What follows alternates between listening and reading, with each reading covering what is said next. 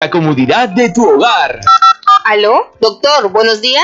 ¿Aló? Quisiera hacer mi consulta.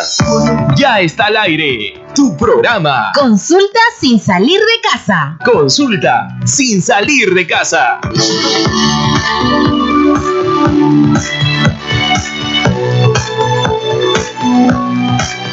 Hola, llegamos al viernes 22. Qué contenta que me siento de estar justamente con ustedes en la mañana en estos consultorios de Cotibalú. Además, hoy es el Día Mundial del Agua. Tenemos una programación especial por este día tan importante. Espero que nos acompañen.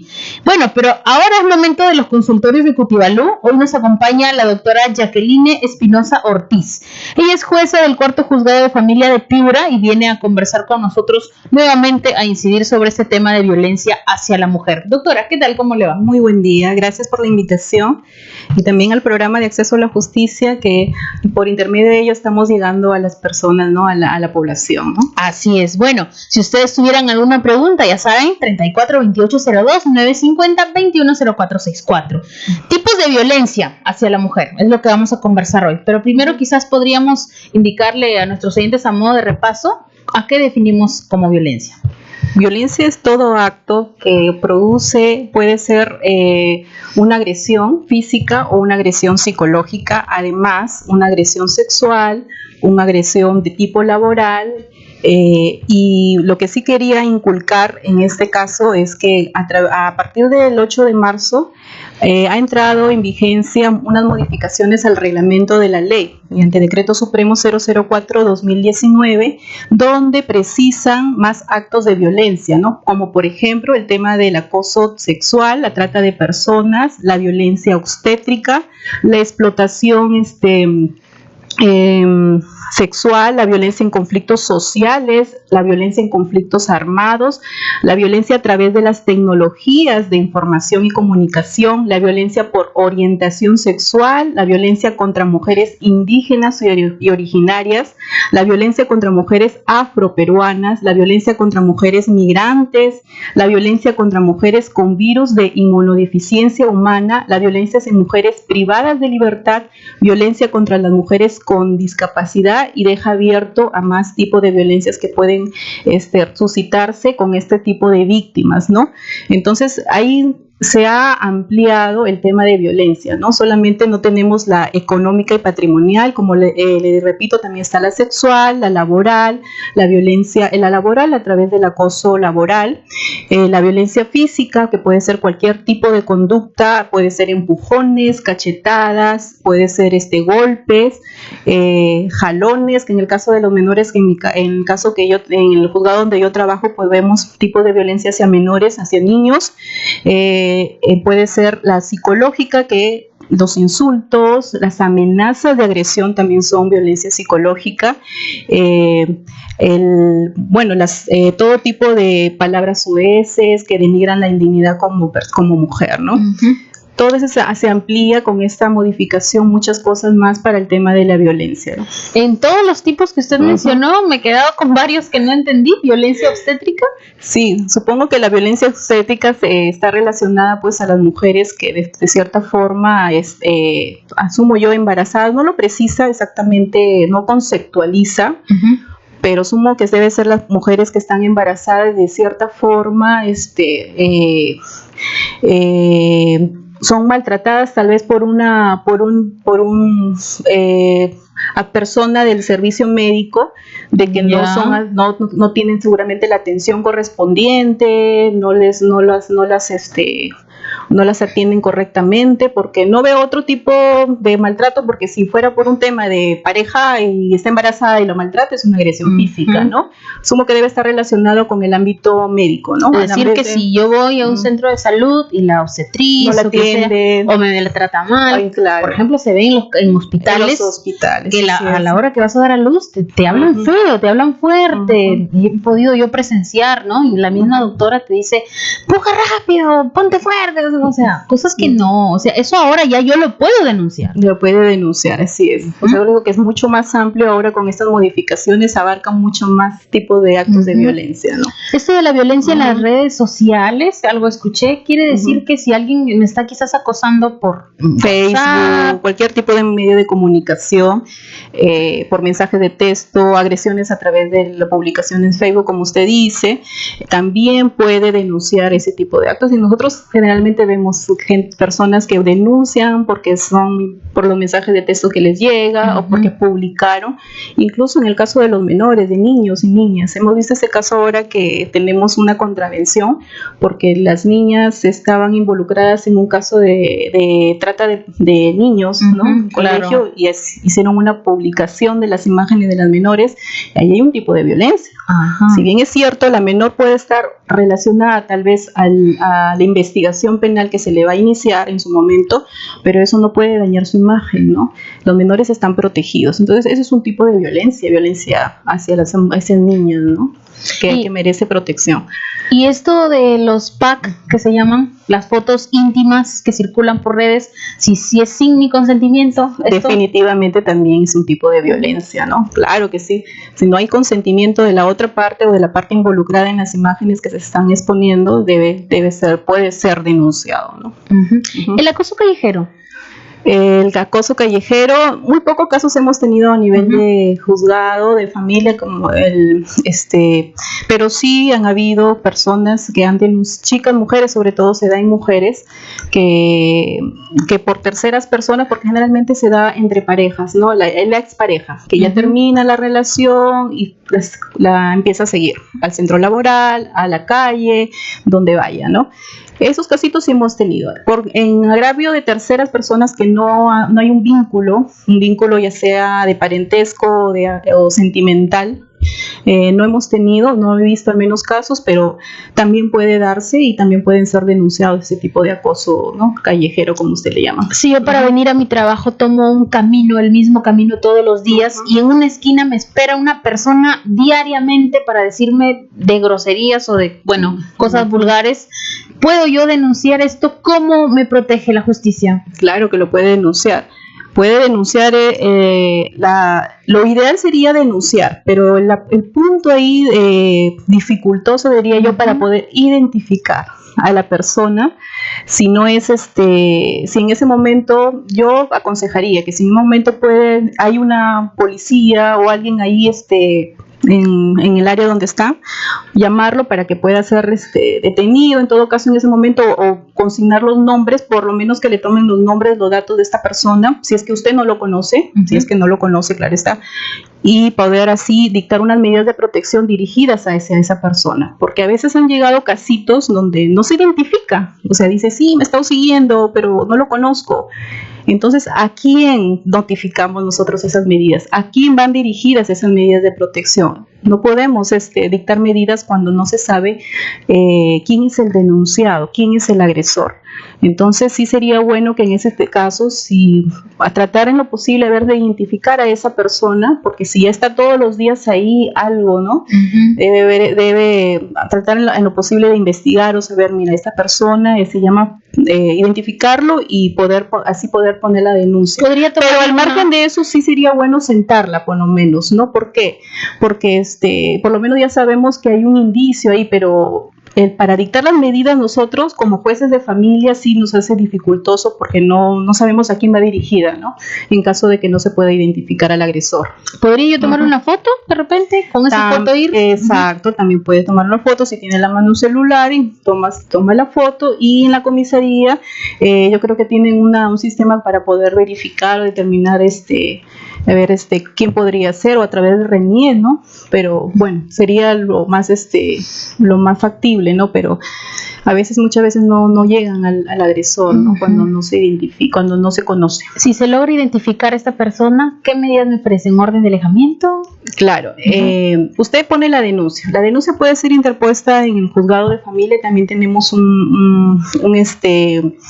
En el local de los juegos de familia tenemos una persona que se encarga de recepcionar las denuncias. La comisaría, que es lo que generalmente la persona se acude, la comisaría de familia, la comisaría del sector donde vive, si es que el hecho se ha cometido ahí en el sector. En cualquier comisaría lo puede hacer, y generalmente se recomienda que lo hagan en la comisaría donde han ocurrido los hechos, ¿no? ¿Por qué? Porque a veces sí hemos tenido reclamos por parte de los usuarios, de las víctimas, que se quejan de que van a una comisaría. Por ejemplo, los hechos ocurren en San Martín y se les ocurre ir a la comisaría de Piura.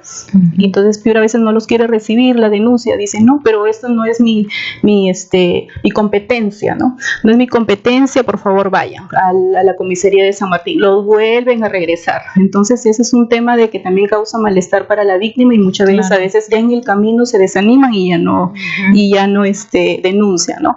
Pueden ir, recepcionamos la denuncia.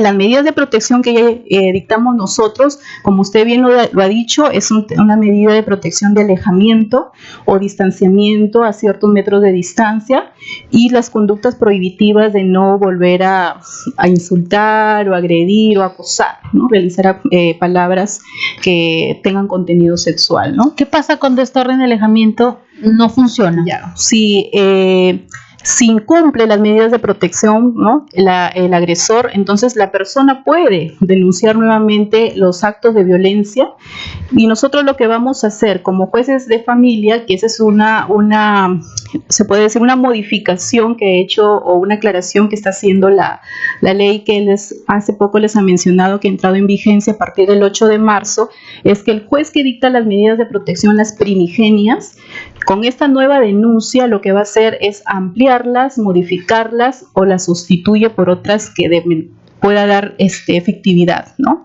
Entonces, podría ser, si yo di un distanciamiento de 300 metros de distancia, por ejemplo, ¿no? Podría ser un alejamiento total. ¿Sabes qué? Ni te siquiera 300 metros, yo simplemente te digo que ni te le acerques. Si la ves, apártate, ¿no? No puedes, ningún tipo de contacto con la víctima, en un caso de acoso sexual, ¿no? Eso es lo que estamos aquí tratando. Entonces, vamos viendo, según el caso en concreto, qué tipo de medidas podríamos ampliar o modificar, si es que ante esta nueva denuncia la víctima, el agresor no cumple con las medidas de protección primigenias, ¿no? Bien, doctora, nos vamos a una pausa, y al volver seguimos con la doctora Jacqueline conversando sobre tipos de violencia hacia la mujer. Ya volvemos.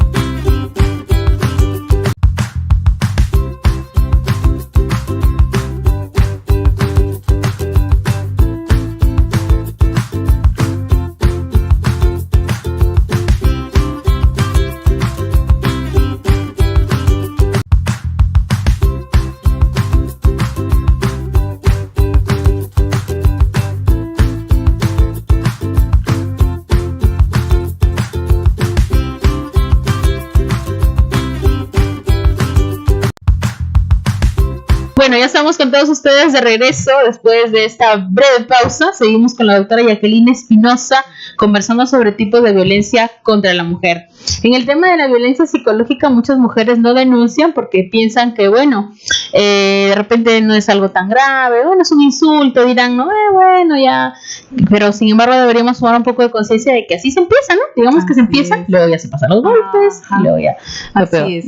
Claro, y el tema de los insultos, pueden iniciar de más leves también, incluso a más fuertes, claro, ¿no? Y no necesariamente puede llegar a la etapa de los golpes, pero sí empieza el tema de ir subiendo el tono, ir cambiando palabras, y hay personas que incluso los agresores que ya saben, ¿no? Dice, bueno, la violencia psicológica es algo que poco visible y a veces poco probable, ¿no? Pero están las evaluaciones psicológicas que pueden llegar a determinar justamente si la víctima está siendo maltratada psicológicamente, ¿no? Por eso es importante, y eso sí lo recalcamos cuando las víctimas denuncian maltrato psicológico, ¿no? El tema de que se practique su evaluación psicológica, porque muchas veces ellos, y es una recomendación, ¿no? Dictamos las medidas de protección a su favor y quedan ahí. Nosotros somos simplemente la etapa de prevención y protección, nada más. Juzgado de familia solamente es la etapa de prevención y protección. Dictamos las medidas y luego derivamos el expediente a Fiscalía. Fiscalía es quien va a investigar, determinar si finalmente es un delito lo que se ha cometido, pero Fiscalía no va a determinar eso si no tiene un sustento. Con la sola declaración de la denunciante no va a determinar que sea un delito. Entonces es importante que se haga la evaluación psicológica para efecto de determinar si efectivamente hay una afectación emocional, ¿no? Y eso sí es una recomendación que siempre hacemos a las víctimas, que se practiquen, lo hagan, y que sea gratuito, porque te lo puede hacer el MINDES, ¿no? A través del Centro de Emergencia Mujer. Nosotros tenemos un equipo multidisciplinario que también realiza evaluaciones psicológicas y que son gratis, ¿no? Y no les va a costar solamente su tiempo. Dentro del maltrato psicológico están las amenazas. Sí. Y una de las amenazas, digamos, que creo que son las que más se dan, es la amenaza de llevarse a los hijos, ¿no? Si tú me denuncias o si tú me dejas, yo me voy a llevar a mis hijos o a mis hijas.